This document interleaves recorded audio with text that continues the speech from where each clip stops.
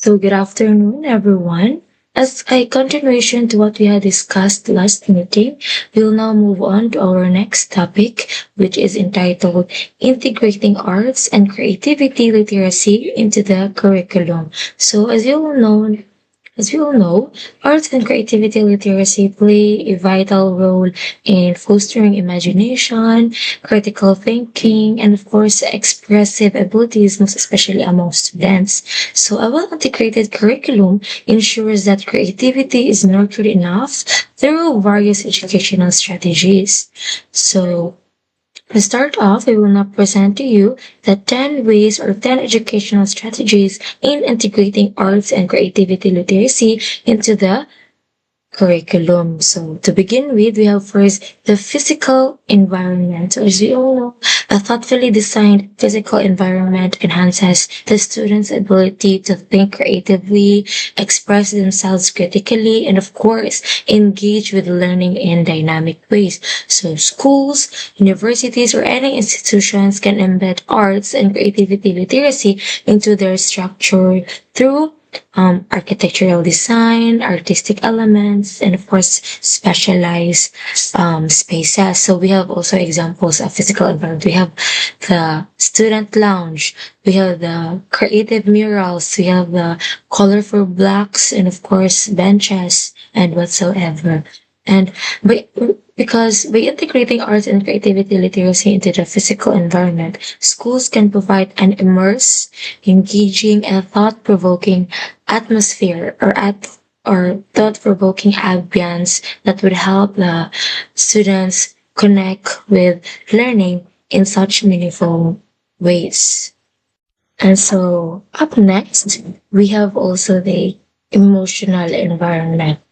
So as you all we all know that creating a safe space for expression where students feel comfortable exploring creativity without fear of mistakes is very meaningful and very helpful for students. So creativity flourishes in emotionally safe environment where students feel encouraged to explore ideas without fear of judgment, fear of criticisms, fear of oppressions, fear of mistakes. So establishing a climate of respect, caring, and support ensures that every student, every learner is confident in expressing themselves, expressing their feelings and emotions. So a positive emotional environment is very important. It is very essential for fostering confidence in creative learning because we students must feel encouraged, respected, and support, especially when we are making mistakes in different aspects in life. So we have also examples of emotional environment. We have the student art exhibits wherein the students are allowed to showcase their creations to foster appreciation and of course boost their self-confidence. And we have the theater and performance spaces. And we have also the creative writing workshops. So the third part of integrating arts and creativity literacy into the curriculum is the project-based learning or the PBL. So based on the definition, provide students time, space, and opportunity to express themselves, their ideas, emotions, and insights through arts. So it is physical means that PBL is a teaching method in which students gain knowledge and skills by working on a project over an extended period of time. So this project is designed around a real-world question, challenge, or problem that is meaningful to the students. So it is allows also to students to express their ideas, emotions, and insights not only through academic work but also through the arts such as drawing, storytelling, or video creation, or some posters or other performances. Just like for an example of a student took on a role of environmental advocates by creating their own eco campaigns to address real issues in their community, such as plastic pollution or an improper waste management. So after that, researching the problem and the interviewing local residents, they collaborated in groups to design posters, and for infographics and or short videos that promoted simple environmental solutions. So the project were presented during a school-wide Earth Day fair, allowing students to showcase their learning through art, media, and public speaking. So this project-based learning approach, it's allowed them to apply their knowledge in meaningful ways while developing their teamwork, creativity, and problem-solving skills. So the next one is the teach creative thinking skills. So based on the definition, teach students about metacognition, or thinking about their thinking, even to the little ones, through the process of brainstorming, reasoning, comparing, and contrasting, problem solving, concept mapping, analyzing, evaluating, and more. Okay, when we say creative thinking skills, this involves generating new ideas, approaches, and solutions. So in education, this means helping students go beyond memorization and repetition by teaching them how to think critically and reflectively. So one essential part of this metacognition, it's thinking about one's own thinking. So this helps learners become aware of how they learn, solve problems, and make decisions.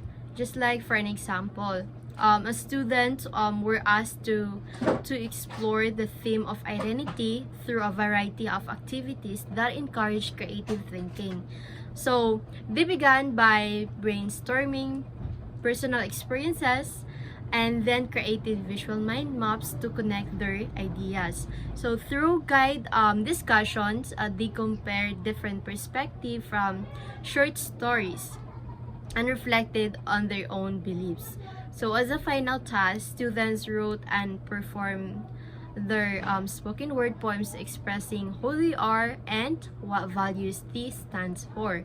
So this process not only helped them develop metacognitive skills, but also, or thinking about their thinking, but also it encouraged reasoning, self-expression, and deeper engagement with the theme.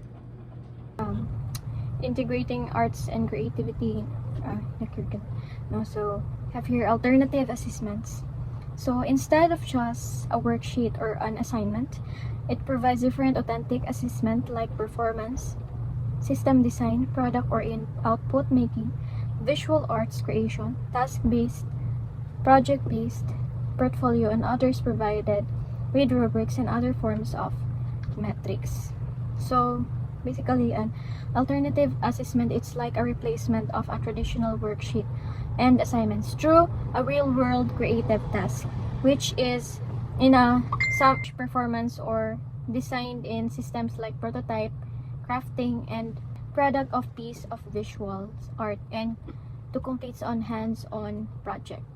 So it is to build like a portfolio, to make the students, to make them active, and to apply, to demonstrate the arts and their creativity skills. No? So through this, through the use of this, it is clear sa ilang paggamit kaning assessment, no, so maklaro nila ang sa rubrics at sa multi-dimensional metrics. So sa naana din ha ang originality, so they can they use their techniques, and so unsaon nila pagkuan like sa mga sa mga metrics, no, naana diha ang originality, technique, conceptual, like sa audience impact, Pag kining mga authentic task, it mirrors the professional practice that engage in a higher order of thinking. So, it makes them to plan, to revise, to evaluate, and to create. So, it can accommodate to the diverse learning styles, and it can give of transparent, actionable feedback that can drive to growth on creative literacy. So, alternative assessment is not just instead of just a worksheet, but it is a replacement on a traditional one. No, so this assignments is like a based on real world or karon nga more on crafty ang mga students. They are creative. They are part of the change. It's like that through assessments, through making projects. So next is we have scheduling. So it says there that scheduling, it is a project-based ample time and proper scheduling-based assessment that need ample time and proper scheduling in either structured or unstructured manner. So it is a project-based assessment ang scheduling. So it is important because it needs a right time to make a schedule, to have the right schedule. Even though hugot nga structured ang kuan, like mas ma-open nimo, mas self-direct nimo ang kuan when nimo siya himuon, or ang kuan imo ang project, like maka-craft pa ka, do pa ka to creative sa imong project. So pinaagi sa paghimutang, so dedicate windows para sa is either sa imong research, sa experimentation, sa reflection. No? So ang mga students makahimo pa sila more on deep nga pagka-creative sa ilang mga projects. It's because kabalo sila sa ilang schedule. You have the right scheduling, no? So dili sila magdali-dali, dili madali lang paghimo sila mga projects and assessments, no? Because they have the clear timelines, no? And also because of in scheduling, it helps learners to manage the complex task, no? And samtang nakabuild ni sa ilang flexibility that they can respect the unpredictable leaps of inspiration to move to the original work. So so by scheduling, no, it balances the structure to open time to make sure that all the projects are well organized and all the projects are gitinud-anay gud siya nga pag-create, gitinud siya paghimo. So muna siya sa scheduling. So good day everyone, let's now move on to the 7th and the 8th principle. So the 7th principle, student-centered and personalized learning. Provide students freedom to choose on what they will learn, how they will learn it, and how they will demonstrate what they have learned. So art literacy thrives when students have the freedom to express their individuality and interest by allowing students to choose what and how they learn. They can explore different art forms such as painting, sculpture, digital art, or performance that resonate with them. This personalized approach fosters a deeper understanding and appreciation of the arts as students engage in meaningful, self-directed creative experiences. It helps build critical thinking, interpretation skills, and the ability to communicate in ideas through artistic expressions.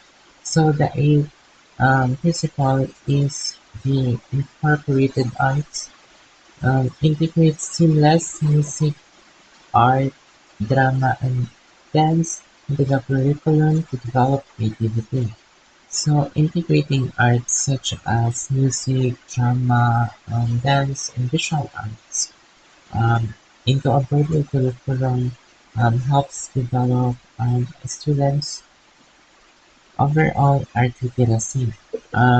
It ensures the students don't just learn about art in isolation, but experience it as a powerful tool for expression and communication across disciplines. So this comprehensive exposure enhances their ability to interpret, create, and value as artistic works, encourages creativity, emotional intelligence, and cultural awareness, all of which are essential components of being literate in the arts.